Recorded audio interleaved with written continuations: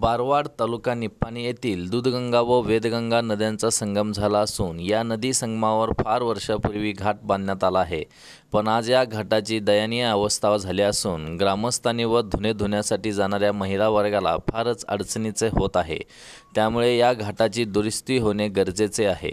बारवाड गाव हे दूधगंगा वेदगंगा नदी संगमावर असल्याने या नदीवर संगमावर बारवाड ग्रामस्थासह परिसरातील लोक सोमवारी व अमावास्या दिवशी स्नानाला येतात, तर महिला वर्ग धुणे धुण्यासाठी येतात। या सर्वांना सोयीचे व्हावे म्हणून जवळजवळ 50 वर्षापूर्वी घाट बांधण्यात आला होता।